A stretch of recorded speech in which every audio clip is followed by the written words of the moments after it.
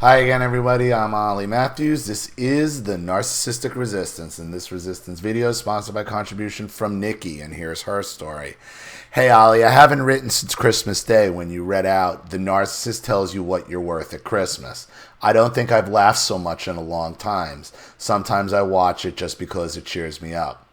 There's some amazing happy irony in finally being able to laugh at them now that we've moved on. But even though I haven't written you in a while, I still watch every video. I'm over here liking and sharing and keeping the resistance strong as much as I can. Anyway, it's coming up to a year of no contact from my narc mother-in-law enabling father-in-law. As with most no contact situations, at first they chased us and used the usual tricks and flying monkeys to try to get us back in contact. But it was too late. Too much damage had been done, and we have two children to protect, so we stuck to our decision. We still live in the same village as them. We are stuck in our current housing situation, and although we are trying to move house, it hasn't quite happened yet.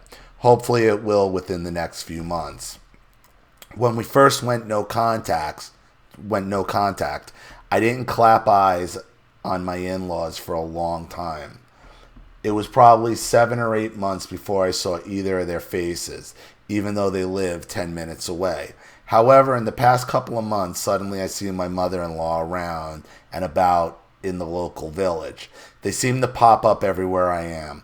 My husband has the same happen to him, too. He'll be at the local shops and suddenly he will notice their obnoxious car outside.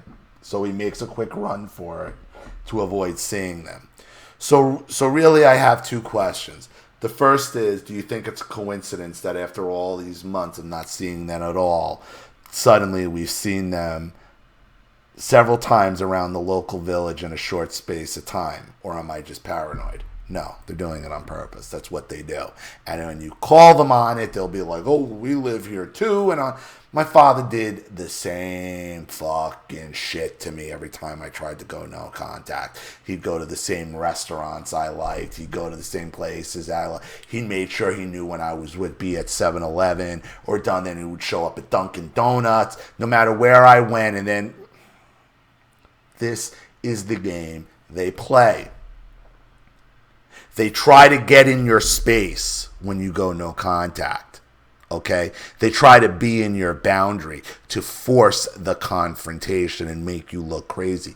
You don't know them anymore. No contact means I don't even know who you are. It don't bother me. Don't run. Don't run. You don't even know them. They're not even there. Because when you run and they know it, and they know you're altering your routines to get around them, that's what they want. To get their supply that way. Because they know it's fucking burning you. You can't run. You can't run. You got to let them freak out in front of you. And you can't acknowledge it. You just got to look through them. They're like the dead people on The Sixth Sense. They're just walking around. Nobody sees them. Don't be Haley Joel Osment and see dead people. They're dead people. And you don't need to see them. And it is not a coincidence. And my second most important question, what do I do if I am cornered? If I run face to face to them in the local shop, it's something I think about a lot, and I haven't ever worked out an answer. I can't even make small talk. Do I smile? Do I ignore them completely? You don't even know them. The thing that freaked my mother out at that baseball diamond, that really started, phone call from narcissistic mother, even though she was already drunk, is when I said to her, do I know you?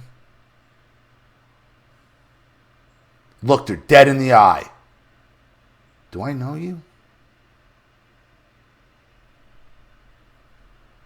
I'm sorry, you have me confused with somebody who knows you. That's when she started calling Charlene a whore and lost her shit. You can't avoid, if they're going to confront you in public, there's something you can't avoid it. It's how you deal with it. And you can't even acknowledge it. And the way to acknowledge, the way you don't get sucked in when you are forced to talk to them is to act like you don't even know who they are. I don't know you. I'm sorry. I don't know you.